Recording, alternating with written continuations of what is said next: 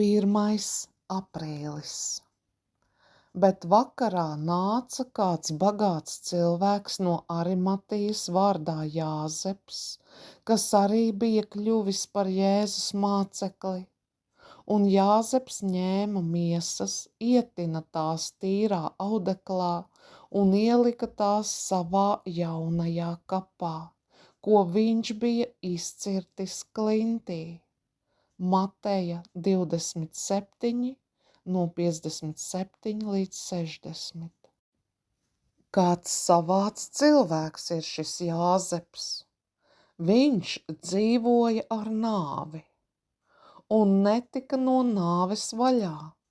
Tādēļ jau dzīves laikā viņš bija licis sev sagatavot kapu, izcērtot to klintī. Arī Ēģiptes ķēniņi jau savas dzīves laikā lika uzcelt sev kapa vietas, bet viņi piramīdas cēla tādēļ, lai pēc nāves tos saglabātu piemiņā. Acīm redzami tas nebija Jāzepa nolūks, jo mums te nestāsta par kādu krāšņu kapa pieminekli. Cik bieži šis vīrs varbūt bija stāvējis savas kapa malas priekšā un sev jautājis, kas būs ar mani, kad še gulēs manas miesas.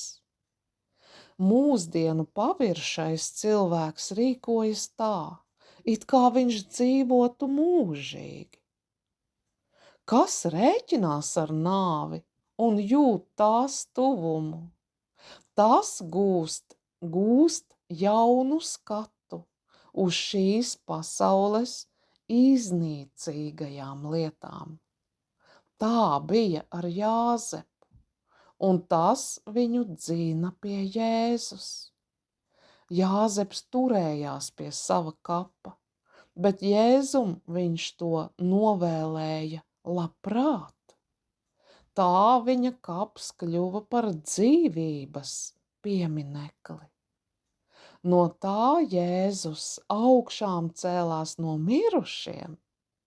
No šī brīža Jāzeps drīkstēja savu kapu skatīt augšām celšanās gaismā.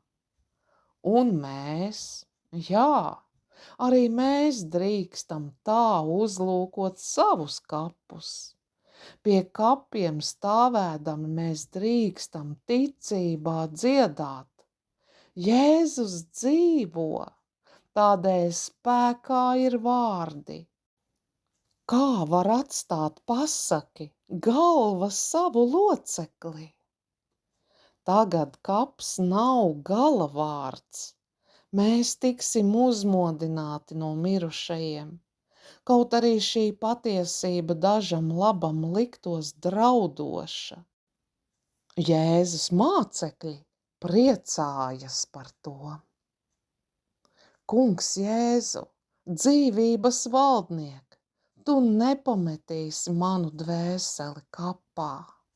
Āmen!